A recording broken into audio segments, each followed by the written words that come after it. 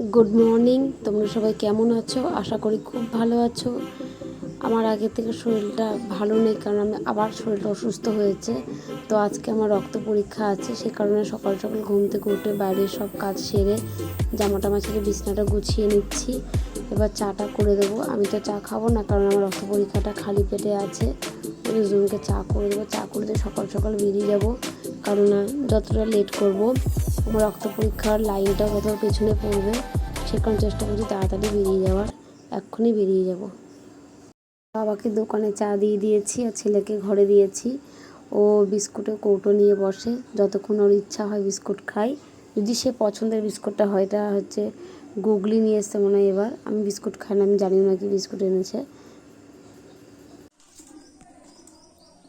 ওখানে আর নেই গুড্ডু, কৌটো পুরো শেষ, ওগুলো গুঁড়ো। এবার থেকে দেখবি তেতো বিস্কুট আনবো, ঠিক আছে? শেষ। আমি যাওয়ার আগে একবার তোর গানগুলো শুনবো, যদি মনে করি হ্যাঁ রেডি, তাহলে যাবো প্রোগ্রামে যাবো না। আমি প্রতিবার এরকম আমাকে ডুবাবি তুই। তোকে বলছি গান ঠিক করে কর, তুই ভুল ভাল গানগুলো করে যাচ্ছিস, তাও তুই গানগুলো ঠিক করছিস না। এবার বাবাকে বললাম আমাকে একটু নামিয়ে দেওয়ার সোগা, কেননা এখন একা একা যেতে সাহস হয় না। সে কারণে বললাম, আমাদের তো মোটর সাইকেল নেই, সাইকেল করে আমাকে নামিয়ে দিয়ে এলো। দেখো, এত সকাল সকাল হসপিটালে এসেও দেখি আমার আগে প্রায় 50 জন লাইন পড়ে গেছে। টেস্ট আমি হসপিটাল থেকে করছি, আর ডাক্তারও হসপিটালেই দেখাচ্ছি। আমি কতটা ভিড়। এই দাদাটা আমার আগে টেস্ট করছিল, আমি তাই দাদাটা ভিডিওটাই করলাম। যেহেতু আমার সাথে কেউ ছিল না, তাই আমার টেস্টের ভিডিওটা আর করা হয়নি। তো এই দাদাটা ভিডিও দেখে আমার হয়ে গেছে। তো হয়ে গেছে, টোটো করে বাড়ি চলে আসছি। ওর বাবা বলেছিল আনতে হবে, আমি বললাম তোমাকে ওদের যেতে হবে না, টোটো করে বাড়ি চলে আসবো আমি। তাই পাড়ার চেনাশোনা টোটো পেয়ে গেছি, তাই একেবারে বাড়ি অবধি চলে এলাম। আমি বাড়িতে এসে ব্যাগটা ধুয়ে নিয়ে আগে সব শুদ্ধ আমি স্নানটা করে নিলাম, কেন ওই জামা কাপড় পরে হসপিটালে গিয়েছিলাম, ওই পরে ঘরে ঢুকতে আমার খুব বিরক্ত লাগে। আমি বাইরে গেলে আমি জামা কাপড়টা ছেড়ে ঢুকি, আর হসপিটালে গিয়েছি বলে একেবারে স্নান করেই ঢুকলাম। আমার নাইটি পরেই স্নান করতে সুবিধা হয়, কিন্তু যেহেতু আবার নাইটি ঘরে ঢুকবো, নাইটি ছাড়বো, সেখানে জামা টামা পরে একেবারে স্নান করে শুদ্ধ হয়ে ঘরে ঢুকলাম। স্নানটা করে ওটাকে বললাম তুই একটু গানগুলো প্র্যাকটিস কর। আমার ছেলের সময়টা খুব খারাপ যাচ্ছে, শরীরটা ওর ভালো নেই, সারা মুখে ফোড়া বেরিয়েছে, আর সব জায়গায় ও যেন বিফল হয়ে যাচ্ছে এখন গান করতে গেলে। জানি না কেন এমন হচ্ছে। দুপুরে খাওয়া দাওয়া সেরে সমস্ত বাসন কুসন ধুয়ে নিলাম। এবার রেডি হয়ে নিচ্ছি। শাড়ি ম্যাম বলেছেন শাড়ি পরতে, তাই শাড়ি পরছি। দেখো, কালো মানুষ মেকআপ করি না, তাও হালকা একটু মেকআপ করলাম। আজকে মেকআপ বলতে জাস্ট একটা ফেস পাউডার মুখে দিলাম, আর কিছুই না। কালো মানুষেরা মেকআপ করলে ভালো লাগে না। তো শাড়িটা পরেছি, চুলটাকে গুটিয়ে বেঁধেছি, কেননা চুল আমি বাঁধতে পারি না, আমি কিছুই করতে পারি না। আর একটু কাজল পরে নিচ্ছি, টিপ, ব্যাস হয়ে গেল সাজ। এবার যাব গানের ব্যাচে। হাই ফ্রেন্ডস, এবার পুরোপুরি রেডি হয়ে গেছি। এবার যাব মিউজিক ব্যাচে, সেখানে আজকে রবীন্দ্র জয়ন্তী উৎসব পালিত হবে। তো তোমাদের সবটা দেখার চেষ্টা করব। এখন যাই, ওখানে গিয়ে আবার দেখা হবে। সবাইকে অভিনন্দন। আজকে আমরা এখানে সবাই মিলিত হয়েছি শিল্পী মিউজিক সেন্টারের সকল ছাত্রছাত্রী ও অভিভাবকবৃন্দ। আজকে আমরা মিলিত হয়েছি কবিগুরু রবীন্দ্রনাথ ঠাকুরের জন্মজয়ন্তী উপলক্ষে। সুরের গুরুর মাধ্যমে, এই উদ্বোধনী সঙ্গীতের মাধ্যমে আমরা অনুষ্ঠানটা সূচনা করছি।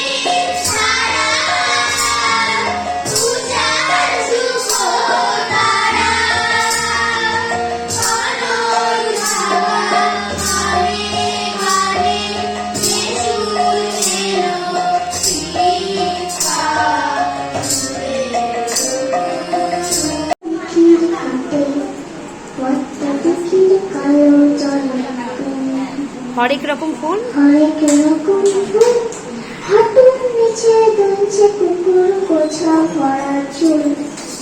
আবার আমাদের মায়েদের একটা গান করার ইচ্ছা হয়েছে, পুরনো একটা গানে।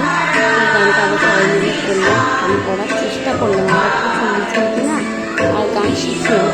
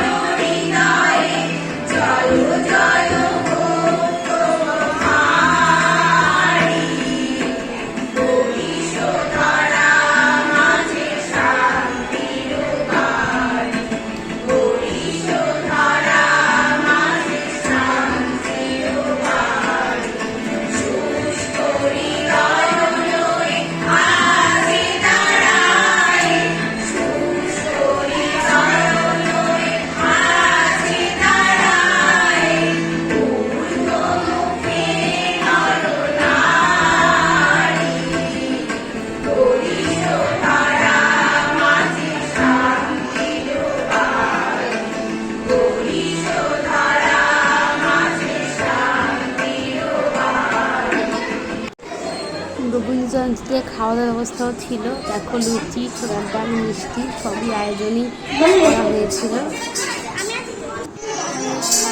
আমার প্রাণের মানুষ আছে প্রাণে, তাই নেই তাই সকলখানে। প্রাণের মানুষ আছে প্রাণে, তাই নেই তাই সকলখানে। আছে সে নয়ন তারায়, আছে সে নয়ন তারায়, আলো ধারায় তাই না হারায়। ওগো তাই দেখি তাই সেথাই সেথাই তাহায়, দেখি পারে প্রাণের মানুষ আছে প্রাণে, তাই নেই তাই সকলখানে।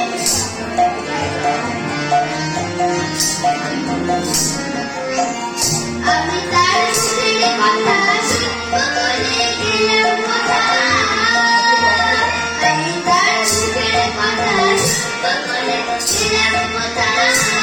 শোনা হলো না, হলো না, শোনা হলো না, হলো না। ফিরে এসে নিজের দেশে, ফিরে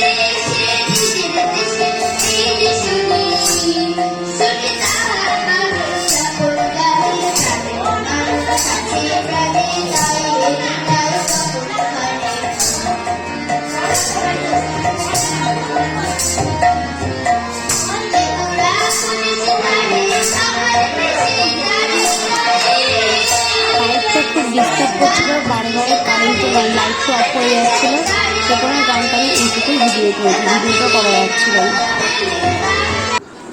অনেকদিন পর আবার কোনো অনুষ্ঠান পরিচালনা করলাম, তো এগুলো ছোটোবেলায় টুকটাক চলতোই। তো অনেকদিন পর আবার করলাম, খুব ভালো লাগছে। এখন অনেকদিন পরে দিদি বললেন যে ঠিক আছে তুমি একটু বলে দাও কে কী গান করবে, নাচ করবে, বলে দিলাম। তো নাচের ভিডিও আমি একটা দিতে পারলাম না, একটাই কারণে কপিরাইটের ভয়। খুব ভালো ভালো নাচ এখানে হয়েছে, কিন্তু আমার কপিরাইট আসে, ভিডিও করা ভিডিও দিতে পারলাম না।